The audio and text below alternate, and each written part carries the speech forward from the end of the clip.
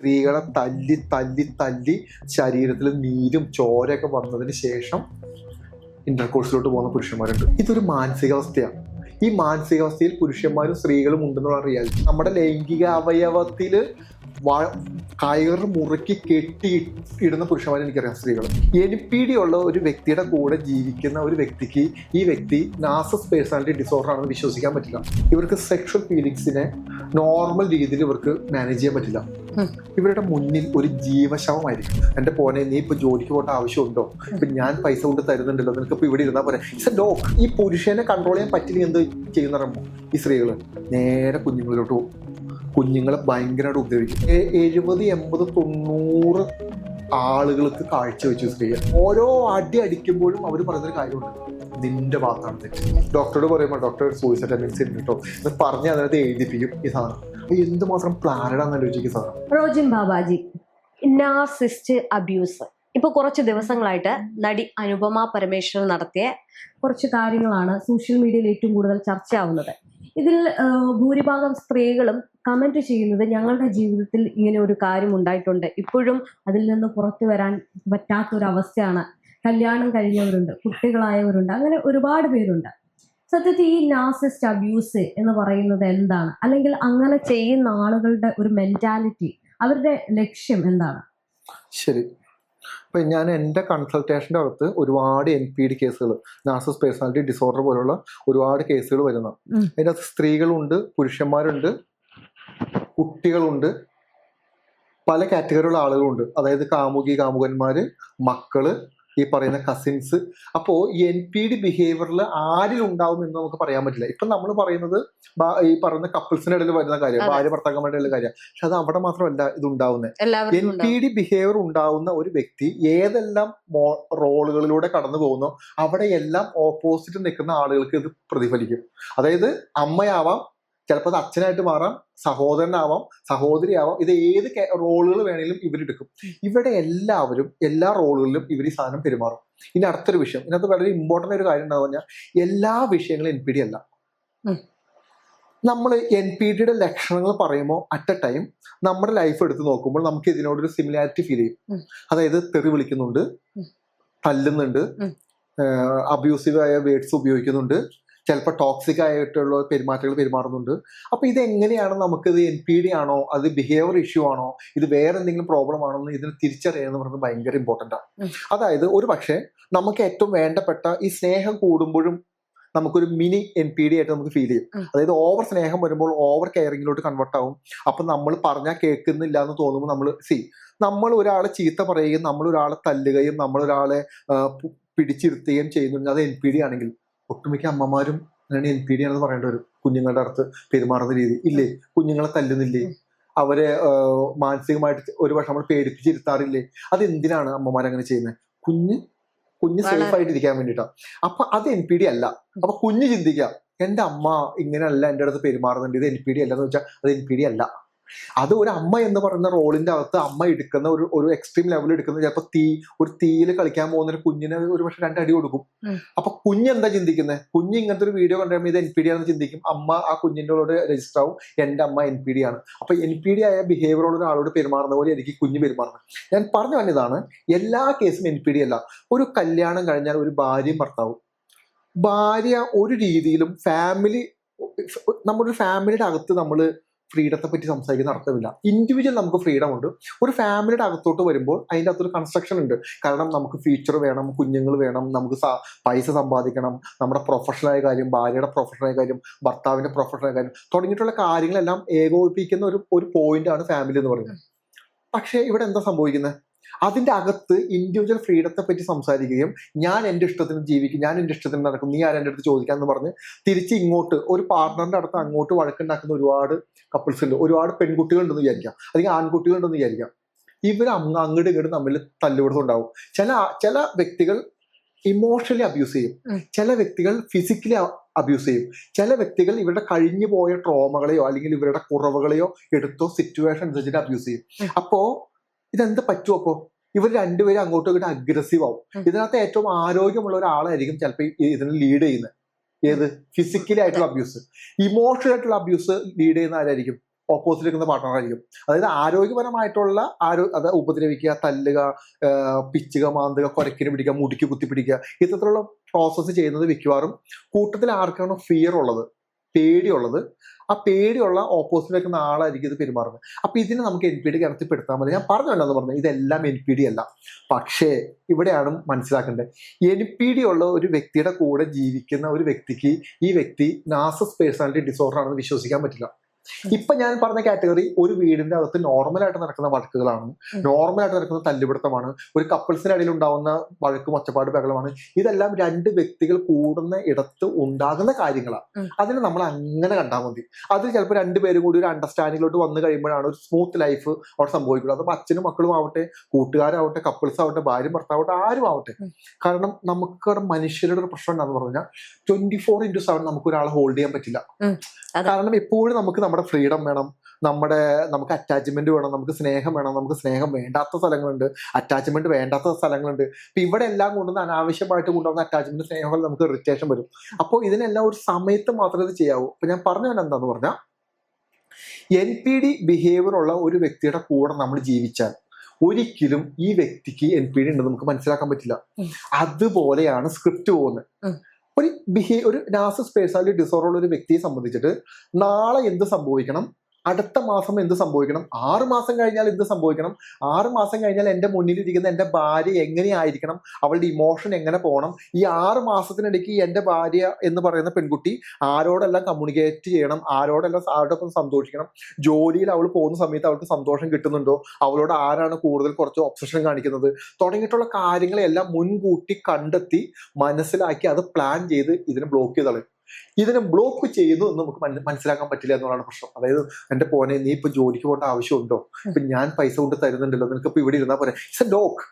എന്തിനാണ് ഈ ലോക്ക് ചെയ്യുന്നത്? പുറത്തു പോയിട്ട് ഒരു ഇമോഷൻ എടുക്കാൻ പാടില്ല.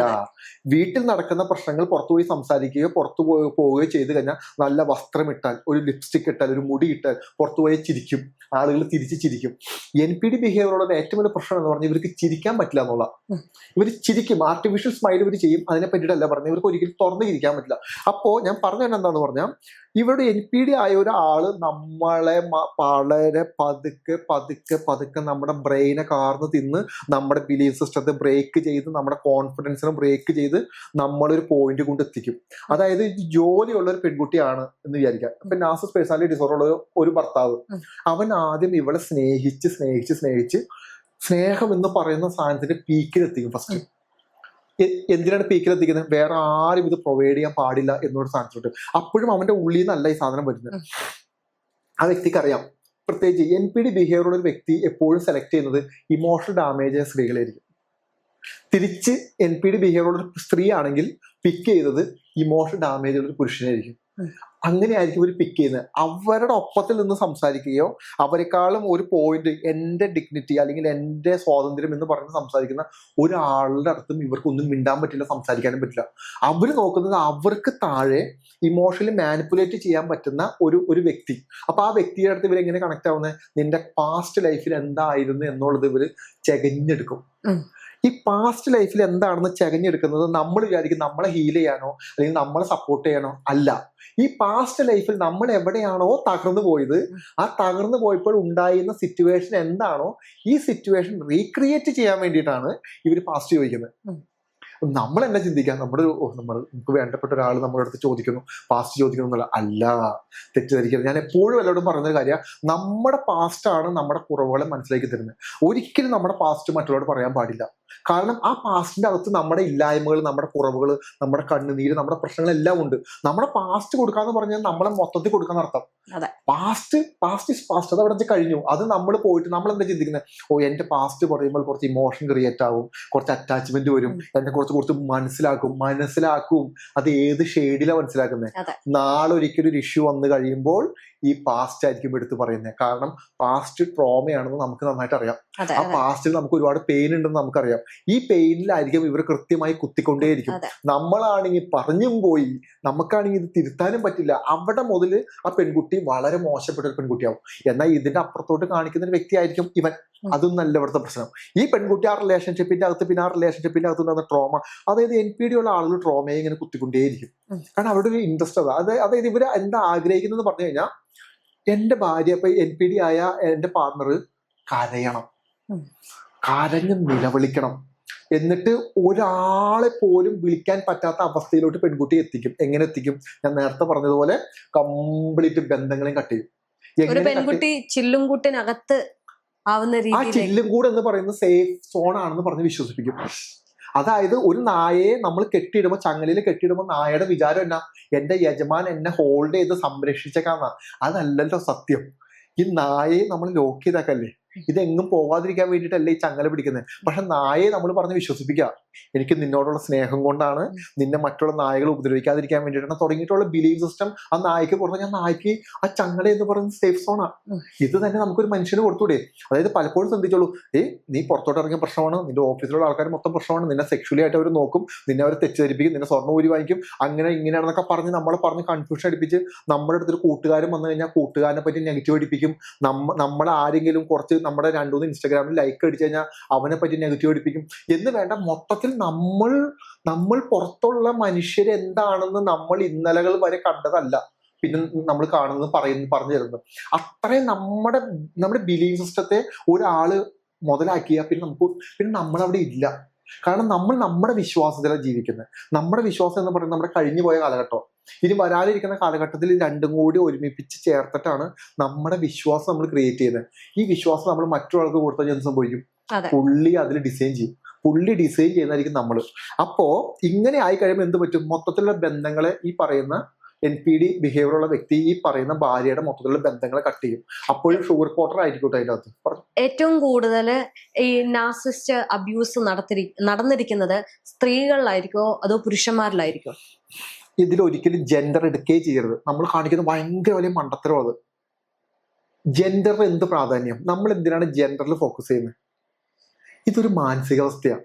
ഈ മാനസികാവസ്ഥയിൽ പുരുഷന്മാരും സ്ത്രീകളും ഉണ്ടെന്നുള്ള റിയാലിറ്റി, അമ്മമാരും അച്ഛന്മാരും ഉണ്ടെന്നുള്ള റിയാലിറ്റി. ഏറ്റവും കൂടുതൽ ആരായിരിക്കും അങ്ങനെ പറയാൻ? ഏറ്റവും കൂടുതൽ എന്ന് പറഞ്ഞ സാധനം ഇല്ല. അങ്ങനെ ചിന്തിക്കരുത്. നമ്മൾ അനുഭവിക്കുന്ന പെയിൻ അല്ലേ നമ്മൾക്ക് ഏറ്റവും വലിയ പെയിൻ. നമ്മൾ ലോകത്തുള്ള ആളുകൾ മുഴുവൻ പെയിൻ അനുഭവിക്കുന്നുണ്ട്. നമ്മൾ പറഞ്ഞിട്ട് എന്താർത്ഥിരിക്കുന്നത്? നമ്മുടെ പെയിനാണ് നമ്മുടെ പെയിൻ. ലോകത്ത് 1000 പേര് ഇതിലും വലിയ പെയിൻ അനുഭവിക്കുന്നുണ്ടെങ്കിൽ നമുക്കിപ്പോ എന്താ അതിനകത്ത് പ്രശ്നം? നമ്മൾ ചിന്തിച്ചു നോക്കൂ. ഞാൻ പറയട്ടെ, ഏറ്റവും മോശം മാനസികാവസ്ഥയുള്ള വ്യക്തികളാണ് ഈ അവസ്ഥയിലോട്ട് പോകുന്നത്. ഇപ്പൊ ക്രിമിനൽസിൽ സ്ത്രീകളും പുരുഷന്മാരും ഉണ്ട്. മനസ്സിലാവുന്നുണ്ടോ? ഈ പറയുന്ന NPD ബിഹേവിയർ സ്ത്രീകളും പുരുഷന്മാരും ഉണ്ട്. നമ്മൾ ഏതൊരാളെന്ന് അനുഭവിക്കുന്നു അവന്റെ കൂടെ നിൽക്കാന്നുള്ള. NPD ബിഹേവിയർ അനുഭവിക്കുന്ന സ്ത്രീയാണ് അനുഭവിക്കുന്ന സ്ത്രീയുടെ കൂടെ നിൽക്കാം, പുരുഷനാണെങ്കിൽ പുരുഷന്റെ കൂടെ നിൽക്കാം. പക്ഷെ ഈ തുറന്നു പറച്ചില് എപ്പോഴും സ്ത്രീകൾക്ക് കിട്ടുന്ന ഒരു സപ്പോർട്ട് പുരുഷന്മാർക്ക് കിട്ടാറുണ്ടോ? എന്താ പ്രശ്നം എന്ന് അറിയാമോ? കാരണം സ്വന്തം ഭാര്യ എനിക്ക് ഒരുപാട് കേസുകൾ അറിയാം. കേട്ട ഞെട്ടിപ്പോവും ഓരോ അനുഭവങ്ങൾ കേട്ടുകഴിഞ്ഞാൽ.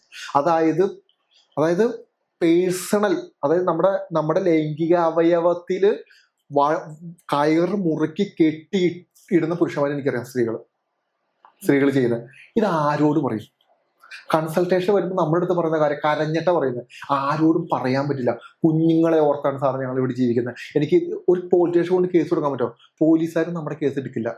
പോലീസുകാർക്ക് പുരുഷൻ ഒരു പരാതിയായിട്ട് കയറി ചെന്ന് കഴിയുമ്പോൾ പുച്ഛോ. എന്നാൽ ഇരിക്കുന്നത് പുരുഷന്മാരാണെന്ന് അവർ ഒരിക്കലും ചിന്തിക്കുന്നില്ല. സ്ത്രീകൾക്ക് എന്തും ചെയ്യാം. ഞാൻ അങ്ങനെ ഉദ്ദേശിച്ച് പറഞ്ഞില്ല. ഇത്രയും മോശം മാനസികാവസ്ഥയുള്ള സ്ത്രീകൾക്ക് ആ വീടിനകത്ത് എന്തും ചെയ്യാം. ഇവര് പുരുഷനെ അടക്കി ഭരിക്കാനാണ് നോക്കുന്നത്. അതായത് ഇവരുടെ ഇൻട്രസ്റ്റുകൾ, ഇവരുടെ താല്പര്യങ്ങൾ, ഇവരുടെ ഐഡിയോളജികൾ, ഇവരുടെ ശരിയും തെറ്റുകളെല്ലാം അതാണ് ഞാൻ പറഞ്ഞത്. ഒരു മെന്റലി വീക്കായ ഒരു പുരുഷനായിരിക്കും എപ്പോഴും ഇവരുടെ ഭർത്താവായിട്ട് വരുന്നത്. ആ പുരുഷനോട് അടിച്ചേൽപ്പിച്ച് അതിനെ മാനസികമായി പീഡിപ്പിച്ച് എല്ലാ ദിവസവും ഇടികൊള്ളുന്ന പുരുഷന്മാരെ എനിക്കറിയാം. സ്ത്രീ ഈ പറയുന്ന പെൺകുട്ടി അവസാനം എന്ത് ചെയ്യുന്ന പറയുമ്പോൾ വിക്ടിം കാർഡ് ഇറക്കാൻ തുടങ്ങും. അതായത് ഞാൻ അനുഭവിക്കുന്നത്, എനിക്ക് മാനസികമായ പ്രശ്നമുള്ളതുകൊണ്ടാണ് ഞാനിതെല്ലാം അനുഭവിക്കുന്നത്. അവസാനം ഈ പുരുഷനെ കൺട്രോൾ ചെയ്യാൻ പറ്റില്ല എന്ത് ചെയ്യുന്ന പറയുമ്പോൾ ഈ സ്ത്രീകള് നേരെ കുഞ്ഞുങ്ങളിലോട്ട് പോകും. കുഞ്ഞുങ്ങളെ ഭയങ്കരമായിട്ട് ഉപദ്രവിക്കും. കുട്ടികളെ ഈ പുരുഷനോടുള്ള വൈരാഗ്യം പല വീടുകളിലും കുഞ്ഞുങ്ങൾ മിണ്ടാൻ പറ്റാറില്ല. പലപ്പോഴും കൺസൾട്ടേഷൻ വരുമ്പോൾ നമുക്ക് സങ്കടം തോന്നും. കുഞ്ഞുങ്ങളുടെ അവസ്ഥ നല്ല കഴിവുള്ള കുഞ്ഞുങ്ങളായിരിക്കും, പക്ഷെ ഫിയർ അടിച്ചു, പേടി അടിച്ചിട്ട് സ്കൂളിൽ പോകാൻ പറ്റുന്നില്ല, കൂട്ടുകാരോട് സംസാരിക്കാൻ പറ്റുന്നില്ല, ഭക്ഷണം കഴിച്ചിട്ട് ശരീരത്തിൽ ദഹിക്കുന്ന തുടങ്ങിയിട്ടുള്ള ഒരുപാട് ഇഷ്യൂസ് വരും. അപ്പൊ ഈ കുഞ്ഞുങ്ങൾ ഉപദ്രവിക്കും. ഈ കുഞ്ഞുങ്ങൾ നാളെ ഇതിപ്പോ നമ്മൾ ഈ പറയുന്ന പുരുഷൻ അവന്റെ വീട്ടുകാരെയും കുറച്ച് ആൾക്കാരെയും വിളിച്ചു കൊണ്ടിരുത്തി സംസാരിപ്പിക്കണം എന്ന് വിചാരിപ്പിക്കാം. ഞാനിങ്ങനെയൊക്കെ അനുഭവിക്കുന്നുണ്ട്. ഈ സ്ത്രീ എന്തായിരിക്കും ഫസ്റ്റ് പറയാൻ പോകുന്നത്? എനിക്കൊന്നെങ്കിൽ പോസ്റ്റ് മോർട്ടം ഡിപ്രഷനാണ്, അതല്ലെങ്കിൽ എനിക്ക് എന്തെങ്കിലും സൈക്കോളജിക്കൽ ഇഷ്യൂ ഉണ്ട്, അതും അതല്ലെങ്കിൽ എനിക്ക് ഈ പറയുന്ന ഒരു മെന്റൽ ഇഷ്യൂ ഉണ്ട്, അത് ഈ പോസ്റ്റ്മോർട്ടം ഡിപ്രഷന്റെ ഭാഗമായിട്ടാണ് ഞാൻ കുഞ്ഞുങ്ങളെ ഉപദ്രവിച്ചെന്ന് പറഞ്ഞാൽ നമുക്ക് തർക്കിക്കാൻ പറ്റുമോ? പോസ്റ്റ്മോർട്ടം ഡിപ്രഷനെ മുതലെടുക്കുന്ന സ്ത്രീകളുണ്ട്, ശരിക്കും അനുഭവിക്കുന്ന സ്ത്രീകൾ വേറെ കിടക്കുക അപ്പുറത്ത്. അപ്പൊ ഇതിന് നമ്മൾ എങ്ങനെ തരംതിരിക്കും ഈ സാധനത്തെ? മനസ്സിലാവുന്നില്ല. ഓരോ ആളുകൾക്ക് ഇപ്പൊ ഡിപ്രഷൻ എന്ന് പറഞ്ഞ് പുരുഷന്മാരെ ഉപദ്രവിക്കുന്ന സ്ത്രീകളുണ്ട്, ആങ്സൈറ്റി എന്ന് പറഞ്ഞ് ഉപദ്രവിക്കുന്ന സ്ത്രീകളുണ്ട്, കഴിഞ്ഞു പോയ ട്രോമയുടെ ഭാഗമായിട്ട് ഉപദ്രവിക്കുന്ന സ്ത്രീകളുണ്ട്, ദൂരമുണ്ട് എന്ന് പറയുമ്പോൾ ഇതുപോലെ തന്നെ പുരുഷന്മാരും ഉണ്ട്.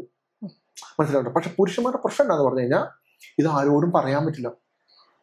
അവരുടെ ഉള്ളിലൊരു വിങ്ങുന്ന മനസ്സ് നമുക്ക് കാണാൻ പറ്റും. അതായത് തല്ല് കൊണ്ടു, പിന്നെയും പിന്നെ തല്ല് കൊള്ളുന്നു, ഞാൻ എന്തിനാ തല്ല് കൊള്ളുന്നത്, ഞാൻ എന്തിനെങ്ങനെ വേദനിക്കുന്നത്, എന്നിട്ട് എല്ലാ ദിവസവും രാവിലെ എണീറ്റ് പണിക്ക് പോകും, പൈസ സമ്പാദിക്കും, പൈസ കൊടുക്കും, ഒരു ഡ്രസ്സ് വാങ്ങിച്ചു കൊടുത്തില്ലെങ്കിൽ ഉപദ്രവിക്കും, ഒരു പുറത്തോട്ട് വിട്ടില്ലെങ്കിൽ ഉപദ്രവിക്കും, എല്ലാം ചെയ്ത് കളയും.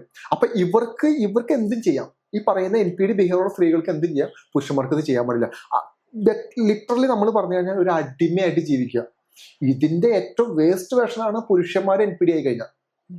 ഈ പുരുഷന്മാർ NPD ആയി കഴിഞ്ഞാൽ പല കാറ്റഗറി ഉണ്ട് NPDയിൽ. സെക്ഷുവലി, അതായത് ഒരു സ്ത്രീ വന്നേക്കാം കൺസൾട്ടേഷൻ വന്നേക്കാം, ആ പുരുഷൻ, ഈ 2 കുഞ്ഞുങ്ങളുണ്ട്, ഈ പുരുഷൻ ഏകദേശം ഒരു 70, 80, 90 ആളുകൾക്ക് കാഴ്ചവെച്ചു സ്ത്രീയെ. ഒന്ന് ആലോചിച്ച് നോക്കണം നമ്മള്. ഹസ്ബൻഡ്, അതാണ് അവരുടെ താല്പര്യം. അതാണ് NPDയിൽ ഏറ്റവും എക്സ്ട്രീം വെർഷനിലോട്ട് പോകും. ഇപ്പൊ പല ചില കേസുകളിൽ എന്താ ഭയങ്കരമായിട്ട് ഭാര്യമാരെ എടുത്തിട്ട് നിലത്തിട്ട് ചവിട്ടി, എന്താ കാര്യം, ഒന്നെങ്കിൽ മീൻ വറുത്തത്, അല്ലെങ്കിൽ പപ്പടം കൊടുത്തില്ല, അതല്ലെങ്കിൽ വേറെ എന്തെങ്കിലും കാര്യം ചെയ്തില്ല. ഇവർക്ക് ഇവരുടെ ഫ്രസ്ട്രേഷൻ എന്ന് പറയുന്ന ഒരു സാധനം ഉണ്ടല്ലോ, ആ സാധനം ഇവർ അന്നത്തെ ദിവസം എന്തെങ്കിലും ഒരു പർട്ടിക്കുലർ ഇഷ്യൂലോട് കണക്ട് ചെയ്യും. ഒന്നെങ്കിൽ ചോറ് എടുക്കാൻ വൈകിപ്പോയി, അതല്ലെങ്കിൽ ഡ്രസ്സ് തേച്ചില്ല, അതല്ലെങ്കിൽ കുഞ്ഞുങ്ങളെ നോക്കില്ല, അതല്ലെങ്കിൽ ടിവിയുടെ ഓളിയും കൂടിപ്പോയി, എന്തെങ്കിലും ഒന്നിലോട്ട് ഒരു കണക്ട് ചെയ്യും. കണക്ട് ചെയ്തിട്ട് എന്ത് ചെയ്യും, നേരെ ചെന്നിട്ട് ഇവരുടെ കൈത്തിരിപ്പങ്ങ് തീർക്കും, ഇടിച്ച് നശിപ്പിച്ച് ഇടും. എന്നിട്ട് എന്ത് ചെയ്യുന്നതാണ് പ്രത്യേകത, വൈകുന്നേരം വരുമ്പോൾ ഇഷ്ടപ്പെട്ട ഭക്ഷണമായിട്ടായിരിക്കും വരുന്നത്. ഇഷ്ടപ്പെട്ട ഭക്ഷണം വാങ്ങിച്ചു കൊടുക്കും, ഒരു ഡ്രസ്സ് വാങ്ങിച്ചു കൊടുക്കും, പിറ്റേ ദിവസവും തല്ലും. ഇതിനകത്തൊരു സൈക്കോളജി ഉണ്ട്. എന്താന്ന് പറഞ്ഞു കഴിഞ്ഞാൽ, സ്നേഹം ഇങ്ങനെയാണെന്ന് നമ്മൾ എവിടെയോ പഠിച്ചിട്ടുണ്ട്. നമ്മളത് ആരാ പഠിപ്പിച്ച്? നമ്മുടെ പാരൻസ്. ഈ പറഞ്ഞ NPD ബിഹേവിയർ ഉള്ള വ്യക്തികളെ മനസ്സിലാക്കാൻ പറ്റാതെ പോയതിന്റെ പ്രശ്നം ഇതാണ്. നമ്മുടെ അച്ഛന്മാരും നമ്മുടെ എന്നാ ചെയ്യാറ് സാധാരണ? തല്ലും, സ്നേഹിക്കും, ഭക്ഷണം വാങ്ങിച്ചു തരും, സ്നേഹിക്കും. ഇങ്ങനെ തന്നെ ഒരുത്തം ചെയ്തു കഴിഞ്ഞാൽ ഈ പെൺകുട്ടി എങ്ങനെ പ്രതികരിക്കും? ചെറുപ്പത്തിൽ കിടക്കുന്ന ഓർമ്മ എന്താ? എന്നെ സ്നേഹിച്ച എൻ്റെ അച്ഛനും അമ്മയും എൻ്റെ അടുത്ത് ഇങ്ങനെ പെരുമാറിയും, ഇത് തന്നെയല്ലേ ഇവനും പെരുമാറുന്നത്. എന്തൊക്കെ പറഞ്ഞാലും എനിക്ക് ഭക്ഷണം വാങ്ങി തരുന്നുണ്ടല്ലോ, എന്തൊക്കെ പറഞ്ഞാലും എനിക്ക് ഡ്രസ്സ് വാങ്ങിച്ചു തരുന്നുണ്ടല്ലോ, എന്തൊക്കെ നമ്മൾ സംസാരിക്കുമ്പോൾ നമുക്ക് ചിരി വരും. എന്തൊക്കെ പറഞ്ഞാലും അപ്പൊ എന്തൊക്കെ ചെയ്യുന്നതിനാ? അപ്പൊ ഇത്രയും സ്നേഹിക്കുന്ന, ഒരിക്കലും നമുക്ക് ഒരാളോട് സ്നേഹം ഉണ്ടെങ്കിൽ നമുക്ക് ശാരീരികമായിട്ട് വേദനിപ്പിക്കാൻ പറ്റില്ല ആ വ്യക്തിയെ. അതെങ്ങനെ പറ്റും നമുക്ക്? അല്ലെങ്കിൽ നമുക്ക് മാനസികമായി പീഡിപ്പിക്കാൻ പറ്റില്ല. അങ്ങനെ പറ്റുന്നുണ്ടെങ്കിൽ ഞാനൊരു സൈക്കോയാ, അതിനകത്ത് ഒരു തർക്കമില്ല. ഈ NPD ബിഹേവിയർ അനുഭവിക്കുന്ന ആളുകൾ അതായത് ഇതാണ് ഞാൻ പറയുന്നത്, കൺഫ്യൂഷനാണ് മൊത്തം. ഇവർ മൊത്തം കൺഫ്യൂസഡ് ആക്കും. നമ്മളെ കെയർ ചെയ്യുന്നുണ്ടോ? ഉണ്ട്. ഇല്ലയോ? ഇല്ല. ഉപദ്രവിക്കുന്നുണ്ടോ? നന്നായി ഉപദ്രവിക്കുന്നുണ്ട്. എന്നാൽ ഓരോ അടി അടിക്കുമ്പോഴും അവർ പറയുന്നൊരു കാര്യമുണ്ട്, നിന്റെ ഭാഗത്താണ് തെറ്റ്, നിന്റെ ഭാഗത്താണ് മിസ്റ്റേക്ക്, നീയാണ് കാരണക്കാരത്തി, നീയാണ് വീട്ടിലെ പ്രശ്നം ഉണ്ടാക്കുന്നത്, നീയാണ് ഇവിടെ മൊത്തം പ്രശ്നം ഉണ്ടാക്കുന്നത്, നീ ഒരാൾ നന്നായാൽ മതി, നീ ഒന്ന് നന്നാവൂ. ഈ പറയുന്ന ഓരോ വാക്കിലും അടിയായിരിക്കും വീഴുന്നത്. അവസാനം ഇവർ പറയും, നിന്നോട് ഞാൻ പറഞ്ഞിട്ടുള്ളതല്ലേ, നന്നാവാൻ പറഞ്ഞിട്ടുള്ളതല്ലേ, ഇപ്പൊ ഈ പ്രശ്നം ഉണ്ടാക്കേണ്ട ആവശ്യമുണ്ടോ? ഞാൻ ജോലി കഴിഞ്ഞ് ടെൻഷൻ അടിച്ചിരിക്കുന്നതല്ലേ, നീ എന്നെ എന്തിനെങ്ങനെ ഭ്രാന്ത് പിടിപ്പിക്കുന്നത്, നീ എന്നെ ഇങ്ങനെ ഭ്രാന്ത് പിടിപ്പിക്കില്ല, അതുകൊണ്ടല്ലേ നിന്നെ ഞാൻ തല്ലിയേ, സോറി, എനിക്ക് തെറ്റ് പറ്റിപ്പോയി, ഇതിനോട് സോറി പറയുന്നു, സോറി, വാ നമുക്ക്, നീ വിഷമിക്കാതെ വാ, ഞാൻ ഇതിന് പോയി പുറത്തു പോയി വാങ്ങിച്ചിട്ട് വരാം, എന്റെ വിഷമം കൊണ്ടല്ലേ. ഇങ്ങനെ പറഞ്ഞിട്ട് ആ 2 മണിക്കൂർ തല്ലിയ വിഷയത്തെ ഉൾട്ടയാക്കി മാറ്റി ആരാണോ ഉപദ്രവിച്ചത് ആ ആളുടെ തലയിലോട്ട് എല്ലാം കെട്ടിവെച്ചിട്ട് ഇവ മാറിപ്പോയി സന്തോഷിക്കും. ഇതെല്ലാം കഴിഞ്ഞിട്ട് ഇവർക്ക് വേറൊരു പ്രശ്നമുണ്ട്. NPD ബിഹേവിയറുള്ള ആളുകൾക്ക്, ഇവർക്ക് സെക്ഷൽ ഫീലിങ്സിനെ നോർമൽ രീതിയിൽ ഇവർക്ക് മാനേജ് ചെയ്യാൻ പറ്റില്ല. ഇവരുടെ മുന്നിൽ ഒരു ജീവശവമായിരിക്കണം. അതായത് ഒരു ജീവശവമായിട്ടുള്ള, അതായത് പല പുരുഷന്മാര്, NPD ആയിട്ടുള്ള പുരുഷന്മാര് സ്ത്രീകളെ തല്ലി ശരീരത്തിൽ നീരും ചോരയൊക്കെ വന്നതിന് ശേഷം ഇന്റർകോഴ്സിലോട്ട് പോകുന്ന പുരുഷന്മാരുണ്ട്. അവർക്ക് അങ്ങനെയേ പറ്റുള്ളൂ. അങ്ങനെ സ്ത്രീകളും ഇല്ലേ? 2 കാറ്റഗറി ഉണ്ട്. നമ്മൾ പുരുഷന്മാരുടെ കാറ്റഗറി എടുത്ത് പറയുന്നത് മാത്രമേ ഉള്ളൂ. ഞാൻ പറയുമ്പോൾ അങ്ങോട്ടും ഇങ്ങോട്ടും മറിച്ചിട്ട് അത് ചിന്തിച്ചോളൂ. അപ്പോൾ അങ്ങനെ ചെയ്യുമ്പോൾ എന്താണ് ഇവർ ചിന്തിക്കുന്നത് അറിയാമോ? ഇവരോട് പ്രതികരിക്കുന്ന ഒരാൾ ഇവർക്ക് പറ്റില്ല. അതായത് ഒരു സ്ത്രീയുടെ ലൈംഗികത ഉണർത്തി കഴിഞ്ഞാൽ മാനേജ് ചെയ്യാൻ പറ്റില്ല എന്ന് ഇവന് നന്നായി അറിയാം. സാറ്റിസ്ഫാക്ഷൻ ചെയ്യാൻ പറ്റില്ല എന്ന് ഇവന് നന്നായി അറിയാം. ഈ സാധനത്തെ മുൻകൂട്ടി കണ്ടുകൊണ്ടാണ് ഇവർ ഈ പറയുന്ന രീതിയിൽ ഉപദ്രവിച്ചതിന് ശേഷം ഇവര് ഇന്റർകോഴ്സിലോട്ട് പോകുന്നത്. ഇതുപോലെ തന്നെ സ്ത്രീകളുണ്ട്, എക്സ്ട്രീം ദർശനം ചെയ്യുന്ന സ്ത്രീകളുണ്ട്. എന്നാൽ അവരെ നമുക്ക് കണ്ടുപിടിക്കാൻ പറ്റില്ല. ഇവരുടെ ഒരു പ്രത്യേകത എന്താന്ന് പറഞ്ഞു കഴിഞ്ഞാൽ ഇവർ വെൽ ക്രൂക്കഡ് മൈൻഡുള്ള ആളുകളാണ്. നമ്മുടെ അതായത് ഈ പറയുന്ന പാർട്ട്ണറിന്റെ അച്ഛനോടും അമ്മയോടും നാട്ടുകാരോടും വീട്ടുകാരോടും ബന്ധുക്കാരോടും ഓഫീസിലുള്ള ആളുകളോടും എല്ലാവരോടും ഇവർ ഭയങ്കര പെർഫെക്റ്റ് ആയിരിക്കും. ഇവരുടെ ഒരു ആക്ഷൻ, ഇവരുടെ ഒരു നടപ്പ്, ഇവരുടെ ഒരു ഇരിപ്പ്, എല്ലാ പ്രവർത്തികളും ഇസ് എ പ്ലാനഡ്. ഒരിക്കലും എൻ്റെ ഭർത്താവ് ഇതാണ്, അതിലേറെ എൻ്റെ ഭാര്യ ഇങ്ങനെയാണെന്ന് പറഞ്ഞാൽ നമുക്ക് വിശ്വസിക്കാൻ പറ്റില്ല.